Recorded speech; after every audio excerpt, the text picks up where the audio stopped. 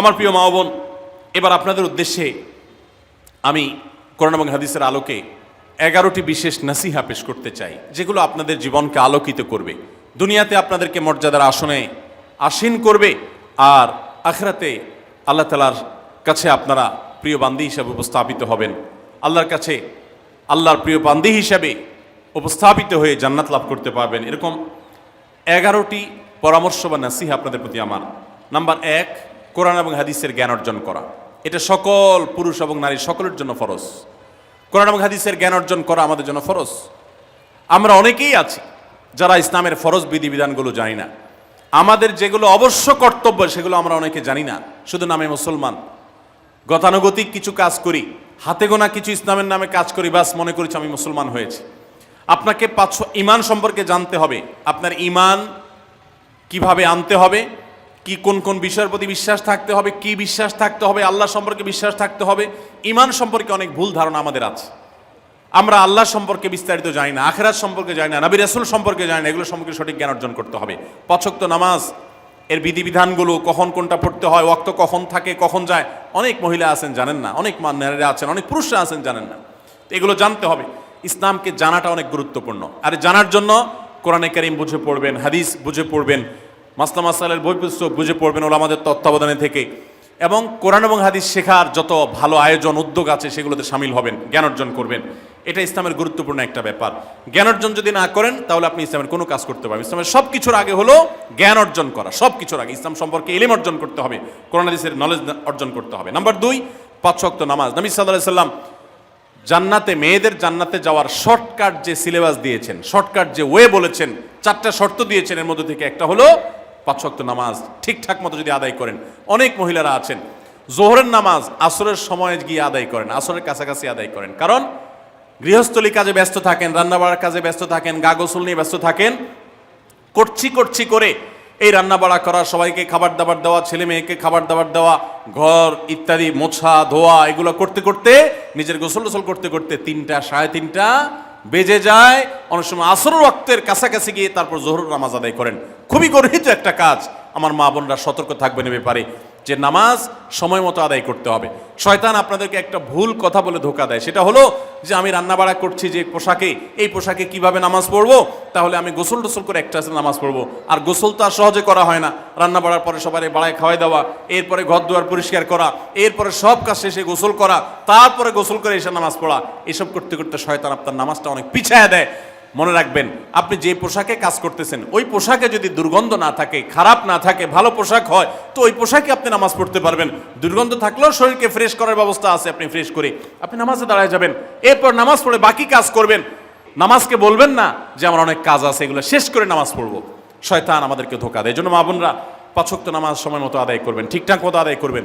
অনেক মা বোনরা আপনারা নামাজ পড়েন, নামাজ হয় না। বাংলাদেশে বেশিরভাগ মহিলাদের, নারীদের মধ্যে একটা ভুল আছে নামাজ প্রসঙ্গে, সেটা হলো যে নামাজের মধ্যে সতরটা ভালো করে ঢাকেন না। সতর কি?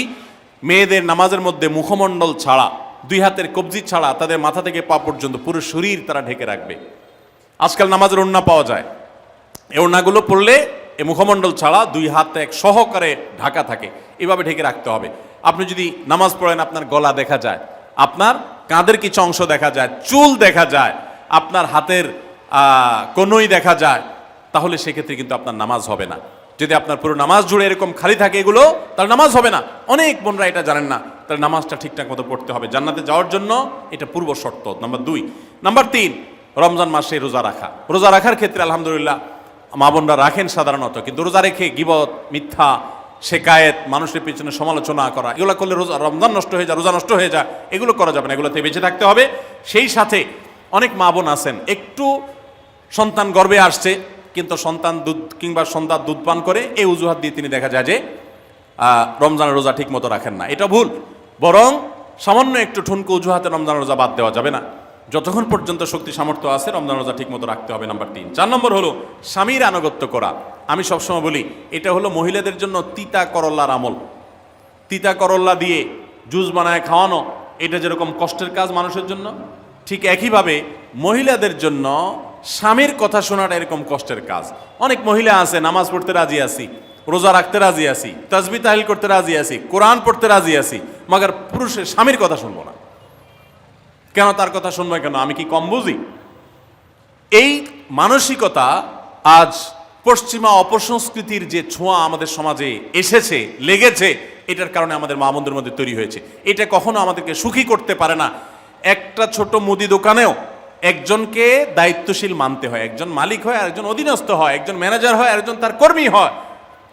এতটুক চেইন অফ কমান্ড যদি ঠিক না থাকে, তাহলে একটা ছোট দোকানও সুশৃঙ্খলভাবে চলতে পারে না, সেটাও বিশৃঙ্খল হয়ে যাবে। তাহলে একটা সংসার, একটা পরিবারে একজনকে মুরব্বী না মানলে কিভাবে সেটা চলতে পারে?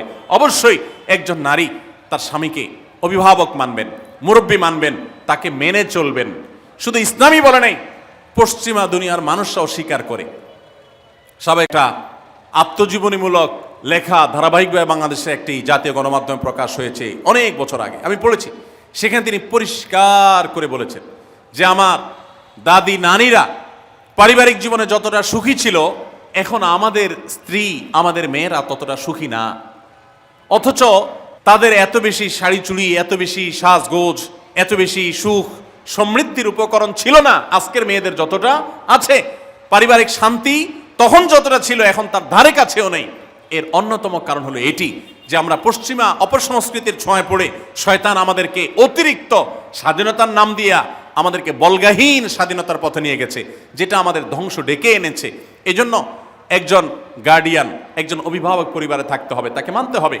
আপনি নারী হিসাবে আপনার স্বামীটাকে যদি মনে হয় একটু বোকা কিসিমের, সে বুঝে না, আপনি অবশ্যই ডেফিনেটলি আপনি তাকে বোঝাবেন, আপনি তাকে আপনার মতামত বলবেন, তারও কর্তব্য আপনার মতামত গ্রহণ করা। কিন্তু এর মানে এই না যে আপনি তাকে ডিনাই করবেন, পাত্তা দিবেন না, অবজ্ঞা করবেন, তার কাছে জিজ্ঞেস করা ছাড়া যেদিক সেদিক যাবেন, যা খুশি তা করবেন, এটা উচিত না।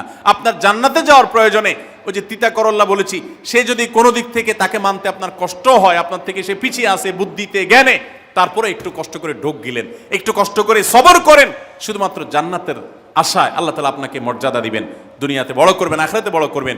অনেক সময় দেখা যায় পুরুষতান্ত্রিক সমাজে আমাদের দেশে দেখা যায় যে পুরুষদের নানা অনাচারে মেয়েরা অতিষ্ঠ হয়। একটু সবর করেন, সন্তান সন্ততি বড় হবে, তখন আর পুরুষের এই সমস্ত জুলুম থাকবে না, পুরুষ তখন দৌড়ের উপরে থাকবে। এই বাস্তবতা আমরা প্রত্যেকটা মানুষ উপলব্ধি করার কথা। অতএব মুসলিম নারীদের অত্যন্ত গুরুত্বপূর্ণ আরেকটি বিষয় হলো 4 নম্বর যেটি বললাম, স্বামীর আনুগত্য করা। যতটুকু সম্ভব তার সর্বোচ্চ আনুগত্য করার চেষ্টা করতে হবে, যতক্ষণ তিনি কোরআন হাদিসের কথা বলেন। স্বামী যদি কোনো অন্যায় কথা করতে বলেন, তাহলে তখন আর তার কোনো কথা শোনা যাবে না। নাম্বার 5, একজন মুসলিম নারীর জন্য তার ইজ্জতের হেফাজত অত্যন্ত গুরুত্বপূর্ণ ব্যাপার। এমন একটা সমাজে আমরা বসবাস করতেছি, পাঠ্য বইয়ে শিক্ষার নামে আমাদের সন্তানদের চরিত্র নষ্ট করে দেওয়া হচ্ছে, বিবাহ বহির্ভূত সম্পর্ক করতে তাদেরকে উস্কানি দেওয়া হচ্ছে, শিক্ষার নামে কুশিক্ষা দেওয়া হচ্ছে, যার কারণে আমার সন্তান নষ্ট হয়ে যাচ্ছে। এই জন্য আমি বলি, এমন যুবক, এমন যুবতী আজকাল সোনার হরিণ হয়ে গেছে। হাজারে 10 জন যুবক পাওয়া যাবে কিনা সন্দেহ, যেই যুবক বুকে হাত রেখে বুক টান টান করে আল্লাহর শুকরিয়া আদায় করে বলতে পারবে তার যৌবনে কোনো হারাম স্পর্শ সে করে নাই, কোনো হারামের কাছে সে যায় নাই, তার চরিত্রকে সে হেফাজত করেছে, কোনো গুনাহে সে লিপ্ত হয় নাই, এরকম কথা বলার মতো যুবক খুব বেশি নাই আমাদের সমাজে। ধ্বংস করে ফেলা হয়েছে বিনোদনের নামে, শিক্ষার নামে, নানা নামে। এগুলো আমাদের দেশের সংস্কৃতি ছিল না। এদেশের মুসলমান তো বটে, এদেশের হিন্দুরাও পারিবারিক এই বন্ধনের মধ্যে থেকে তারা তাদের চরিত্রকে হেফাজত করে, বৈবাহিক সম্পর্ক ছাড়া কোনো প্রকার সম্পর্কের মাধ্যমে তাদের যৌন আকাঙ্ক্ষাকে মেটায় না। এটা এদেশের মাটির, এদেশের কালচার, এদেশের মানুষের কালচার, এদেশের সকল ধরনের মানুষের কালচার, কিন্তু এদেশের সেই সংস্কৃতিকে ধ্বংস করে দেওয়া হচ্ছে ছোট ছোট বাচ্চাদের বইয়ে এই বিবাহ বহির্ভূত সম্পর্কের কথা বলে। এই জন্য সচ্চরিত্র এখন সোনার হরিণ হয়ে গেছে। নবী সাল্লাল্লাহু আলাইহি ওয়াসাল্লাম বলেছেন, মাইয়াজমান লি মা বাইনা লিহিয়াইহি ওয়া মা বাইনা রিজলাইহি আদমান লাহুল জান্নাহ। যে ব্যক্তি তার 2 চোয়ালের মাঝখানের অঙ্গ অর্থাৎ মুখ, আর যে ব্যক্তি তার 2 রানের মধ্যবর্তী অঙ্গ, তার লজ্জাস্থানকে হেফাজত করবে, অন্যায় খাতে ব্যবহার করবে না, এটার সংরক্ষণের দায়িত্ব এবং গ্যারান্টি যে ব্যক্তি নিজের ব্যাপারে নিজে নিবে, নবী সাল্লাল্লাহু আলাইহি ওয়াসাল্লাম বলেছেন, আমি তার জন্য জান্নাতের দায়িত্ব নিয়ে নিলাম। যে এটা 2টার দায়িত্ব নিতে পারবে, আমি তার জান্নাতের দায়িত্ব নিলাম। এবং নবী সাল্লাল্লাহু আলাইহি ওয়াসাল্লাম আরো বলেছেন, আকসারু মা ইউদখিলুন নাস আন-নার, মানুষকে সবচেয়ে বেশি জাহান্নামে নিয়ে যায় কোন জিনিসে? আল ফামু আল ফরজ, এই 2টি অঙ্গ, মুখ এবং লজ্জাস্থান। এই জন্য মা বোনরা, অনেকে আপনাদেরকে অনেক প্ররোচনা দিবে, অনেক গুনাহের পথে আহ্বান করবে। আপনাদের মেয়েরা স্কুল কলেজে পড়তে গেলে সেখানে অনেক অন্যায় আবেদন শুনবে, হারামের আহ্বান শুনবে। তাদেরকে সুশিক্ষা দিবেন যে আল্লাহ তাআলা তোমাকে যে চরিত্র দিয়েছে, এই যৌবন দিয়েছে, এটাকে যেখানে সেখানে ব্যবহার করলে হবে না।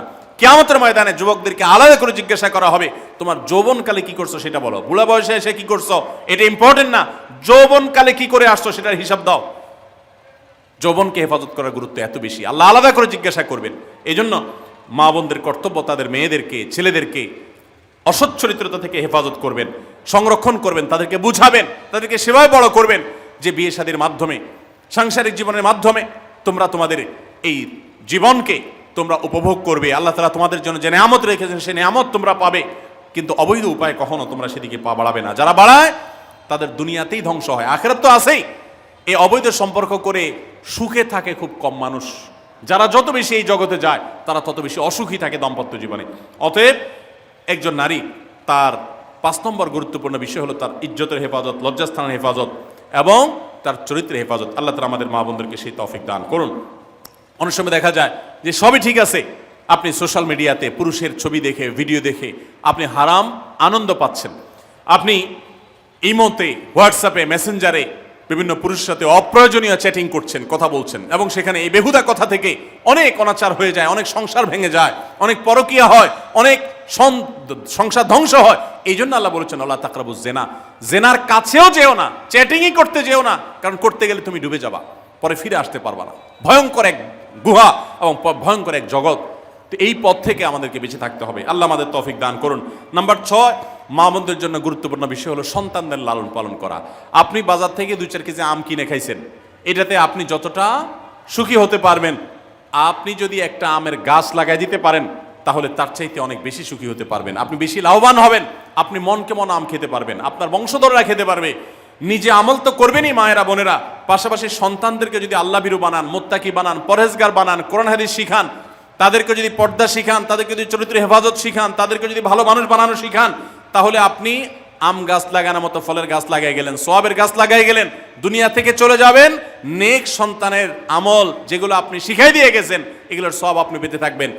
ছেলেটাকে সূরা ফাতিহা নিজে শিখাবেন, মেয়েটাকে সূরা ফাতিহা নিজে শিখাবেন, নিজে ভালো করে শিখবেন, তাহলে মরণ পর্যন্ত এই ছেলে যতবার সূরা ফাতিহা পড়বে প্রত্যেক নামাজে আপনি কিন্তু সওয়াব পেয়ে থাকবেন, কারণ আপনি শিখাই দিয়ে গেছেন, আপনি শুরুটা করে দিয়ে গেছেন। এই জন্য মা বোনদের জন্য সন্তানদের লালন পালন করা, সন্তান দুধে ভাতে আছে কিনা, ভালো জামা কাপড় পরছে কিনা, এর চাইতে ইম্পর্টেন্ট হলো সন্তান আমার নামাজ পড়ছে কিনা, সন্তান আমার আল্লাহকে চিনে কিনা, সন্তান আমার কোরআন হাদিসের শিক্ষা পেয়েছে কিনা। সন্তান একজন স্কুলে যায় না, তার জন্য আমার মাথা খারাপ হলে, সন্তান একজন নামাজ পড়ে না এক ওয়াক্ত, তার জন্য আরো বেশি মাথা খারাপ হতে হবে। তাহলে আপনি দায়িত্বশীল মা হতে পারবেন, দায়িত্বশীল বাবা হতে পারবেন। মনে রাখবেন নবী সাল্লাল্লাহু আলাইহি ওয়াসাল্লাম বলেছেন প্রত্যেকটা শিশু জন্মগ্রহণ করে ভালো মানুষ হয়ে, কেউ জন্মগতভাবে খারাপ হয় না, ডাকাত হয়ে জন্মায় না, তবে তার মা বাপ তাকে নষ্ট করে। কারণ মা বাপ তাকে ঠিক মতো লালন পালন না করে, ভালো পরিবেশ দেয় না, খারাপ ছেলেফেলের সাথে মিশে, তখন সে নষ্ট হয়। এই জন্য আপনার দায়িত্ব সন্তান কার সাথে মিশছে, কোথায় যাচ্ছে, কি করতেছে, মোবাইলে কি দেখছে, সন্তানকে সময় দেন, মোবাইল টিপাটিপি বন্ধ করেন, তাদেরকে নিয়ে বসেন, তাদেরকে কথা শোনান, কোরআন হাদিস পাঠ করে শোনান, তাদেরকে ভালো পরিবেশ দেন, ভালো ফ্যামিলির, দিনদার ফ্যামিলির বাচ্চাদের সাথে তাদেরকে মিশান। ইনশাআল্লাহ আপনি আল্লাহর কাছে এর জন্য উত্তম বিনিময় পাবেন, সওয়াব পাবেন। নাম্বার 7, মা বোনরা বিশেষ করে আপনাদের জন্য গুরুত্বপূর্ণ হলো কৃতজ্ঞতা আদায় করবেন। পুরুষদের জন্য গুরুত্বপূর্ণ, কিন্তু মা বোনদের জন্য বিশেষ গুরুত্বপূর্ণ এই জন্য যে নবী সাল্লাল্লাহু আলাইহি ওয়াসাল্লাম বলেছেন, তিনি জাহান্নামে নারীদেরকে যে দেখেছেন, তাকে যে দেখানো হয়েছে মেরাজে, যে প্রচুর সংখ্যক নারীরা জাহান্নামে, এর অন্যতম একটা কারণ ছিল নেয়ামতের নাশকরি করা। পুরুষদের মধ্যেও নাশকরির কারণে বহু পুরুষ জাহান্নামে যাবে। মা বোনরা স্বামী এবং নিজের জগতে যতটুকু আল্লাহ তাআলা দিয়েছেন এতটুকুর উপর শুকর আদায় করবেন। আপনার স্বামী মানুষটা হয়তো মুখটা খারাপ, কিন্তু তার শরীরটা ভালো আছে, সে আপনাকে উপার্জন করে এনে খাওয়ায়। অনেক মহিলা আছে তার স্বামী হয়তো অ্যাক্সিডেন্ট করে পঙ্গু হয়ে গেছে, সে হয়তো বিছানা শুয়ে বাকি জীবন কাটিয়েছে, তার কষ্টের কোনো শেষ নাই। আপনার স্বামী হয়তো বা তার কোনো দিক থেকে দুর্বলতা আছে, আবার বহু দিক থেকে তার ভালো গুণ আছে। একই কথা পুরুষদের জন্য ইসলাম নির্দেশ করেছে যে তার স্ত্রীর একটা গুণ খারাপ দেখে যদি তার কষ্ট লাগে, তো সে চিন্তা করলে 10টা গুণ ভালো দেখবে, সেটা দেখে শুকর আদায় করা উচিত।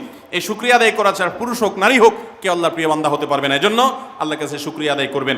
মায়েরা বিশেষ করে শ্বশুরের বাড়িতে যাওয়ার পর প্রথম অনেক কষ্ট হয়। আমি সবসময় বলি, শ্বশুর বাড়িতে যাওয়ার পর মেয়েরা আমাদের দেশে নানান জুলুম নির্যাতন সহ্য করতে হয়। শাশুড়ি বাঁকা চোখে দেখে, সব শাশুড়ি না, অনেক শাশুড়ি, অনেক সময় ননদরা বাঁকা চোখে দেখে। স্বামী লোকটা জ্বালায় নানাভাবে, দেবররা জ্বালায় নানানভাবে, মানুষ খোঁচাখুচি করে কষ্ট দেয়। একটু ধৈর্য ধারণ করেন, আল্লাহ তাআলা আপনার সংসারে যখন 2-4টা সন্তান দিবে, এরা যখন বড় হয়ে যাবে, এগুলো সব আপনার বাহিনী হয়ে যাবে, তখন দেখবেন ওই বুড়া আস্তে আস্তে চুপসে গেছে, বুড়ার বড় কোনো গলা নাই, বড় কোনো কথা নাই, কারণ পোলাপান সব মায়ের পক্ষে থাকে, বুড়া সব আস্তে আস্তে সাইজ হয়ে যায়। এই জন্য মা বোনরা সবর করবেন, ধৈর্য ধারণ করবেন, খবরদার ধৈর্য হারা হবেন না, শুকর আদায় করবেন। নাম্বার 8, কখনো মুখ খারাপ করবেন না, গালিগালাজ করবেন না, অভিশাপ দিবেন না। অনেক সময় পোলাপান একটু উল্টাপাল্টা করলে তাদেরকে অনেক মা অভিশাপ দিয়ে দেন, গজব ঠাডা দিয়ে দেন, বদদোয়া করেন, মুখ দিয়ে খারাপ কথা বলে ফেলেন। এগুলো খুব খারাপ জিনিস। নবী সাল্লাল্লাহু আলাইহি সাল্লাম বলেছেন, যদি কাউকে গজব ঠাডা দেওয়া হয় তো এটার উপযুক্ত না হলে যে দেয় তার উপরে এসে পড়ে, এরকম ভয়াবহ একটা বিষয়। এই জন্য কোন অবস্থাতে এগুলো যেন না হয়। এবং মেয়েদের জাহান্নামে যাওয়ার অন্যতম, বেশি জাহান্নামে যাওয়ার অন্যতম একটা কারণ এটাও যে তাদের মধ্যে, অনেকের মধ্যে, আমি সবার কথা বলছি না, যে এই ধরনের গালিগালাজ করা, অভিশাপ দেওয়ার বৎস্বভাব আছে। এই বৎস্বভাব বহু পুরুষের মধ্যেও আছে, সবাইকে ছাড়তে হবে। নাম্বার 9, আত্মীয়তার বন্ধন রক্ষা করার পরে দায়িত্বশীল হতে হবে। স্বামীকে স্বামীর ভাই বোনের সাথে সম্পর্ক ভালো রাখতে কখনো বাধা দিবেন না। অনেক মহিলা আছে বোকার মতো কাজ করে। স্বামী যদি স্বামীর ভাইকে টাকা পয়সা দেয় সে অপছন্দ করে, স্বামী যদি স্বামীর বোনকে টাকা পয়সা দেয় সে এটাকে পছন্দ করে না, মা বাবার খোঁজ খবর বেশি নিলে তার কাছে ভালো লাগে না। এই মহিলা হলো নির্বোধ। কেন নির্বোধ? কারণ নবী সাল্লাল্লাহু আলাইহি সাল্লাম বলেছেন যে মান সাররাহু আন ইউবসাতালাহু ফি রিজকিহি আও ইউনসালাহু ফি আথরি ফালিয়াসিল রাহিমা, যে ব্যক্তি চায় তার রিজিকে আল্লাহ বরকত দেখ, তার হায়াতে বরকত দেখ, সে যেন রক্ত সম্পর্কে আত্মীয়দের সাথে সম্পর্ক বেশি ভালো রাখে।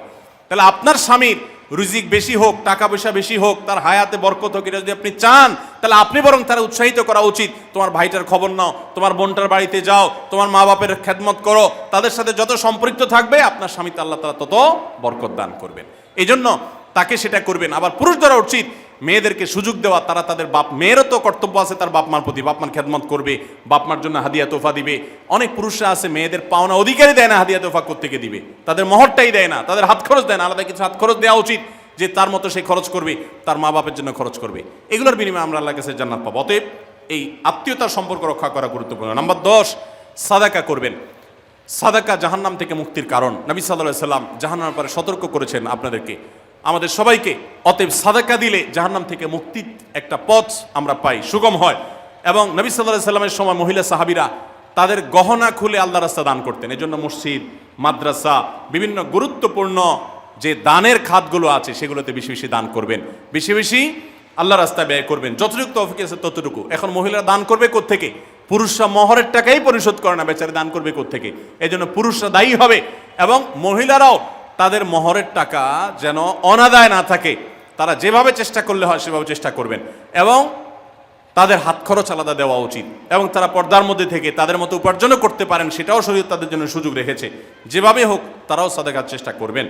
11 নম্বর সর্বশেষ হলো সময়ের অপচয় করবেন না। এখন এমন একটা সময় চলছে বেশিরভাগ মানুষ জাহান্নামে যাবে, যেই কারণে আজকের যুগে সবচেয়ে বেশি আমরা বিপদগামিতার মুখে যাচ্ছি, যে কারণে সেটার অন্যতম হলো এই স্মার্টফোনের অপব্যবহার। আমরা অনেকে আছি টেলিভিশনের বিভিন্ন সিরিয়ালে আসক্ত, অনেকে আছি বিভিন্ন নাটক সিনেমায় আসক্ত, অনেকে আছি ফেসবুক এবং ইউটিউব এগুলোতে আসক্ত। বিশেষ করে মা বোনদেরকে বলছি, অনেকেই আছেন এখনো রিমোট ছাড়া তার পেটের ভাত হজম হয় না, সারাদিন রিমোট হাতে বসে থাকেন, একটার পর একটা সিরিয়াল এবং চ্যানেল পাল্টাতে থাকে। মনে রাখবেন, সফল ইমানদার হতে হলে এই অনর্থক কাজ না ছাড়লে আপনি সফল ইমানদার হতে পারবেন না। অনেকে নামাজে পড়ে আবার সিরিয়ালও দেখে, অনেকে আছেন ফেসবুকে ঘন্টাকে ঘন্টা, ইউটিউবে ঘন্টা ঘন্টা সময় নষ্ট করেন। এর জন্য আল্লাহর কাছে জবাবদিহি করতে হবে। কিয়ামতের ময়দানে আল্লাহ তাআলা কয়েকটা প্রশ্ন উত্তর দেওয়া ছাড়া একজন মানুষকেও নড়তে দিবেন না। এর ভিতরে একটা হলো যে তোমার সারা জীবনে কি অর্জন করেছো। সময়ের অপচয় করা যাবে না। সময় হলো জীবনের সবচেয়ে মূল্যবান সম্পদ। অতএব আল্লাহ তাআলা আমাদের সবাইকে জীবনের এই অমূল্য সম্পদ সময়কে সংরক্ষণ করার তৌফিক দান করুন। মা বোনরা, আপনাদেরকে আমি আল্লাহর ওয়াস্তে উপদেশ করতেছি, যারা বদভ্যাস আছে ফেসবুক ইউটিউবে ঘন্টা ঘন্টা পড়ে থাকার, প্রয়োজনে এগুলো সব ডিলিট করে দেন মোবাইল থেকে। প্রয়োজনে আপনি এই মোবাইল বিক্রি করে বাটন ফোনে চলে যান। নিজের বদভ্যাসকে নিয়ন্ত্রণ করতে না পারলে প্রথমে চেষ্টা করেন, এরপর না পারলে প্রয়োজনে বাদ দিয়ে দেন। আল্লাহর জন্য যদি ত্যাগটা করেন, কি আমাদের বলতে পারেন, আল্লাহ গুনাহ থেকে বাঁচার জন্য, তোমাকে খুশি করার জন্য আমি স্মার্টফোন পর্যন্ত রাখি নাই, বাটন ফোনে চলে গেছি। আল্লাহ তাআলা খুশি হবেন ইনশাআল্লাহ বিইذنিল্লাহ। বহু মায়েরা তাদের সন্তান নষ্ট হয়ে যাচ্ছে এই মোবাইলের আসক্তি, সিরিয়ালের আসক্তির কারণে। তাদের স্বামীর সাথে সম্পর্ক নষ্ট হয়ে যাচ্ছে এই সমস্ত আসক্তির কারণে। অনেক গুনাহের পথে তারা চলে যাচ্ছেন এই সমস্ত আসক্তির কারণে। এই জন্য এগুলোকে নিয়ন্ত্রণ না করলে আপনি কখনো নেককার হতে পারবেন না। আপনার সন্তানকে মোবাইল দেখে খাওয়াবেন না। আমি আমার সন্তানকে মোবাইল দেখে খাওয়াই না। আমরা সব জায়গায় বলি মোবাইল দেখা, কার্টুন দেখায়, মোবাইল দেখায় বাচ্চাকে খাওয়াবেন না। বাচ্চা কাচ্চা এখন ক্রেজি হয়, আধপাগল কিসিমের হয়, জিদি হয়, বদমেজাজি হয়, ভাঙচুর করে। কেন হয়? কারণ সারাদিন আপনি ওর মোবাইলে কি দেখান? কার্টুন দেখান। কার্টুন মানে কি? মার মার, কাট কাট, হ্যাঁ, সব কিছু ধ্বংস করে ফেলা, গুলি করা, বোমা মারা, হ্যাঁ, সাপ হয়ে সব খেয়ে ফেলা, এটাই তো। এগুলো বাচ্চাদেরকে ক্রেজি করে, বাচ্চাদেরকে মানসিকভাবে অসুস্থ করে, ধ্বংস করে দেয়। তাদেরকে ফিজিক্যাল খেলাধুলা, শারীরিকভাবে করতে পারে এরকম খেলাধুলার ব্যবস্থা করেন, দৌড়াদৌড়ি করার ব্যবস্থা করেন। বাচ্চারা সুস্থ থাকবে, ভালো থাকবে। মোবাইল থেকে তাদেরকে বাঁচান, টেলিভিশন থেকে তাদেরকে বাঁচান, এবং কার্টুন থেকে, ভিডিও গেমস থেকে তাদেরকে বাঁচান। না বাঁচাতে পারলে আপনার দুনিয়া আখিরাত সব ধ্বংস হয়ে যাবে। অতএব আজকের এই মাহফিল থেকে আসুন প্রতিজ্ঞা করি যে আমরা সময় নষ্ট করব না, সময়ের অপচয় করব না, প্রয়োজন ছাড়া মোবাইল হাতাহাতি ঘাটাঘাটি করব না, ঘন্টায় ঘন্টা মোবাইলকে সময় দিব না।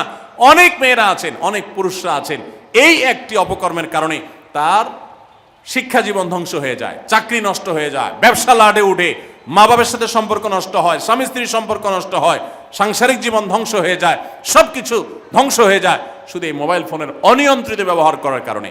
যারা মোবাইলকে নিয়ন্ত্রণ করতে পারেন না, ডাইরেক্ট হয়ে গেছেন, সারাক্ষণ হাতে হাতে মন চায়, তারা একটা শক্ত সিদ্ধান্ত নেন, প্রয়োজন আমি স্মার্টফোন বিক্রি করে দিব। 6 মাস 8 মাস আপনি কিছুদিনের জন্য, 1 বছরের জন্য বাটন ফোনে চলে যান, এরপর আবার ব্যাক করলে আশা করা যায় আল্লাহ আপনাকে হেফাজত করবেন। এবং ইসলামের নাম দিয়ে, অনেকে বলে আমি ইউটিউবে ওয়াজ শুনি, ফেসবুকে ওয়াজ শুনি, ওয়াজের নাম দিয়া আপনি যে কি করেন কি না করেন সেটা আপনার আরশের মালিক সবই জানেন। অতএব যে ওয়াজ শুনতে গিয়ে আপনার আকাম কুকাম করা লাগে, খারাপ জিনিস দেখা লাগে, ওই ওয়াজ শোনার কথা আপনাকে ইসলাম বলে নেই। আল্লাহ তাআলা আমাদের সবাইকে সবগুলো বিষয় আমল করার তৌফিক দান করুন। আমরা আবারও বলছি, আজকে আমাদের মা বোনদেরকে লক্ষ্য করে বিশেষ করে যে 11টি করণীয় আপনাদের জীবনকে সোনালী জীবনে পরিণত করতে পারে, আপনাদের জীবনটাকে সমৃদ্ধ করতে পারে, সুখী করতে পারে, এবং আল্লাহর কাছে আপনাদেরকে জান্নাতের উপযুক্ত করবে। কিয়ামতের ময়দানে সুন্দর হাসি, সুখের হাসি, তৃপ্তির হাসি আপনাদেরকে হাসাবে ইনশাআল্লাহ। সেই 11টি নসিহা, সেই 11টি বিষয়ের প্রথমটি হলো কোরআন এবং হাদিসের জ্ঞান অর্জন করবেন। অনেক ভালো ভালো বই আছে কোরআন হাদিস ভিত্তিক, সেগুলো পড়বেন। দিন শিক্ষার যত আয়োজন আছে সেগুলোর সাথে সম্পৃক্ত হবেন। অনলাইনে অনেক কোর্স করা যায়, সেগুলোতে আপনি সম্পৃক্ত হতে পারেন। যেভাবে হোক আপনাকে কোরআন হাদিসের কথা জানতে হবে। আল্লাহ কি বলেছেন, রাসূল সাল্লাল্লাহু আলাইহি ওয়াসাল্লাম কি বলেছেন, মাসালা মাসাইল কখন কি করা উচিত, কোরআন হাদিসে কি বলা আছে, এগুলো জানতে হবে আপনাকে। যতটুকু সম্ভব জানার চেষ্টা করবেন। নাম্বার 2, 5 ওয়াক্ত নামাজ সঠিকভাবে আদায় করবেন, সময় মতো আদায় করবেন। জোহরের ওয়াক্ত বাসার কাজ কাম শেষ করে গোসল করে একেবারে 3টার দিকে একসাথে পড়বো, এটা করা যাবে না, বরং সময় মতো আদায় করতে হবে। এবং মেয়েদের যে সতর, এই সতর ঢাকার উপরে সতর্ক থাকতে হবে। পুরো শরীর মুখমণ্ডল ছাড়া যেন ঢাকা থাকে, চুল, গলা, হাতের গোছা, কনুই, এগুলো যেন দেখা না যায়, খেয়াল রাখতে হবে। এবং নামাজ ধীরে ধীরে পড়তে হবে। অনেক মহিলা অনেক দ্রুততার সাথে নামাজ পড়েন, এবার পড়লে হবে না। নাম্বার 3, রমজানের রোজা ঠিক মতো রাখতে হবে, যথাযথভাবে রাখতে হবে। রোজা রেখে গিবত, শিকায়েত, মিথ্যা, গালমন্দ এগুলো করা যাবে না। নাম্বার 4, স্বামীর আনুগত্য করতে হবে। নিজের কাছে খারাপ লাগলেও একটু সবর করতে হবে, যতক্ষণ পর্যন্ত স্বামী ন্যায়সঙ্গত কথা বলে, অন্যায় কাজ করতে না বলে, গুনাহের কাজ করতে না বলে, ততক্ষণ পর্যন্ত তার কথা মানতে হবে। নিজের খারাপ লাগলেও মানবেন আপনার জান্নাতের প্রয়োজনে, সুশৃঙ্খলার প্রয়োজনে, পারিবারিক শান্তির প্রয়োজনে। ইনশাআল্লাহ আপনি সুখে থাকবেন দুনিয়া এবং আখিরাত উভয় জগতে। নাম্বার 5, নিজের ইজ্জত সম্ভ্রম হেফাজত করবেন। অনলাইনে অফলাইনে কারোর সাথে হারাম সম্পর্ক করবেন না, কোনো গায়ের মারাম পুরুষের সাথে অযথা যোগাযোগ করবেন না, চ্যাটিং করবেন না, এবং সোশ্যাল মিডিয়াতে হারাম জিনিস দেখা থেকে নিজের চোখকে হেফাজত করবেন, বাঁচিয়ে রাখবেন। নাম্বার 6, নিজের সন্তানদেরকে দিন শিখাবেন, তাদেরকে কোরআন হাদিস শিখাবেন, উত্তমভাবে লালন পালন করবেন, তাদেরকে নামাজ শিখাবেন, মেয়েদেরকে পর্দা শিখাবেন, তারা যেন চরিত্রে হেফাজত করে সেই শিক্ষা তাদেরকে দিবেন। উপযুক্ত হওয়ার পর ছেলে মেয়েকে বিয়ে দিবেন, কোনোভাবে যেন হারাম সম্পর্কে না জড়ায় সেজন্য সাবধান থাকবেন। ভালো ফ্যামিলির সাথে তাদেরকে উঠা বসা করাবেন, ভালো শিক্ষা প্রতিষ্ঠানে দিবেন যেখানে দিলে তার ঈমান আমল হেফাজত থাকবে। নাম্বার 7, আল্লাহর শুকরিয়া আদায় করবেন, বান্দারও শুকরিয়া আদায় করবেন। আল্লাহ যা দিয়েছেন, যতটুকু আছে স্বামীর সংসারে আলহামদুলিল্লাহ বলতে শিখবেন, আল্লাহ তাহলে বাড়াই দিবেন ইনশাআল্লাহ। নাফরমানি, নাশুকরি করবেন না, তাহলে আপনি নিজেই ক্ষতিগ্রস্ত হবেন, কষ্টের মধ্যে থাকবেন। আর শুকরিয়া আদায় করলে আপনার নিজেরই মানসিক প্রশান্তি হবে, আল্লাহর নেয়ামত বাড়িয়ে দিবেন। নাম্বার 8, কোনো প্রকার অভিশাপ গালমন্দ করবেন না, সেটা ছেলে মেয়েকে হোক, সংসারকে হোক, স্বামীকে হোক, কোনো কিছু না, ধৈর্য ধারণ করতে হবে। পুরুষদের জন্য এই কথাগুলো প্রযোজ্য। আর নাম্বার 9, আত্মীয়তার সম্পর্ক রক্ষা করতে হবে, ছিন্ন করা যাবে না। নিজের স্বামীকে তার বাপ, তার বোন, তার মা, তার ভাই, তাদের সাথে সুসম্পর্ক বজায় রাখতে সাহায্য করবেন, বাধা দিবেন না, পারলে আরও সাহায্য করবেন, এতে আপনারই লাভ হবে। আবার স্বামীদেরও উচিত স্ত্রীকে তার পরিবারের সাথে সম্পর্ক বজায় রাখার জন্য সাহায্য করা। মেয়েদের উচিত তাদের মা, তাদের বোন, ভাই, তাদের সাথে আজকাল মোবাইলে যোগাযোগ করা যায়, খোঁজখবর নেবেন, কথাবার্তা বলবেন। স্বামীর সংসারে আসছেন দেখে বাপের সংসার ভুলে যাবেন, সেটাও যেন না হয়, খেয়াল রাখতে হবে। নাম্বার 10, যতটুকু সম্ভব দান সাদাকা করবেন। দান সাদাকা জাহান্নাম থেকে মুক্তির কারণ হয়, সেটার জন্য সাধ্য অনুযায়ী করবেন। পুরুষরা তাদের জন্য এক্ষেত্রে হেল্প করবেন, যাতে তাদের মোহর ইত্যাদি দেওয়া, মাসে হাত খরচ কিছু দেওয়া, যাতে তারা সাদাকা করতে পারে সেই সুযোগ। আজকাল দেখা যায় অনেক মেয়েরা টাকা পয়সা পেলে মার্কেটে চলে যাবেন, কি কিনবে এটা নিয়ে অস্থির হয়ে যান। মার্কেটে আপনি যা দরকার হলে যাবেন, কেনা দরকার হলে কিনবেন, কিন্তু দানের জন্য একটা খাত রাখবেন। পারিবারিক সাদাকা বাক্স, একটা বাক্স রাখবেন, যে খুচরা টাকা পয়সা বা বিভিন্ন টাকা পয়সা ছেলে মেয়েরা রাখবে, আপনি রাখবেন, উৎসাহিত করবেন। এটা দিয়ে একটা গরিব ফ্যামিলি মুখে হাসি ফোটাবেন, একটা ভালো কাজ করবেন, পারিবারিকভাবে এরকম দানের ব্যবস্থা করবেন। বোনেরা, সর্বশেষ হলো সময় নষ্ট করবেন না সোশ্যাল মিডিয়াতে। আল্লাহর ওয়াস্তে এটা থেকে নিজেকে বাঁচাবার জন্য সংগ্রাম করেন। যারা এখনো এই রোগ থেকে বাঁচতে পারেন নাই, আল্লাহর কসম করে বলছি, দুনিয়ার জীবনটাই ধ্বংস হবে, অসুখী থাকবেন, অশান্তিতে থাকবেন, আখিরাতের ধ্বংস তো আছেই। অতএব ফেসবুক, ইউটিউব, এটা যদি আপনাকে দেখতে হয়, খারাপ কিছু যেন না আসে সেভাবে ফিল্টার করে নেবেন, এবং নিয়ন্ত্রিত নির্দিষ্ট সময়ের বেশি দেখবেন না। 10 মিনিট 10 মিনিট, সকাল দুপুর রাত, এর বেশি বিকাল, আমি এর বেশি দেখবো না। ঘন্টায় ঘন্টা টিপবেন না। অনেক মহিলা আছে স্বামীকে সময় দেওয়ার সুযোগ নাই, সন্তানের দিকে তাকাবার সুযোগ নাই, উনি টেলিভিশন এবং মোবাইলে আসক্ত, এবং এটা আমাদের সমাজকে ধ্বংস করে দিচ্ছে। নিজের ক্ষতি নিজে করছেন, নিজের পায়ে কুঠারাঘাত করছেন। আল্লাহ তাআলা আমাদের সবাইকে এই সব বিষয়গুলোকে মেনে চলে, এই 11টা পয়েন্টকে মেনে চলে আমাদের মা বোনদের জীবনকে সমৃদ্ধ করার তৌফিক দান করুন। আমাদের সবাইকে আল্লাহ তাআলা আমল করার তৌফিক দান করুন। জাযাকুমুল্লাহু খাইরা ওয়া আখিরু দাওয়ানা আনিল হামদুলিল্লাহি রাব্বিল আলামিন। আস-সুন্নাহ ফাউন্ডেশন, উম্মার স্বার্থে সুন্নাহর সাথে।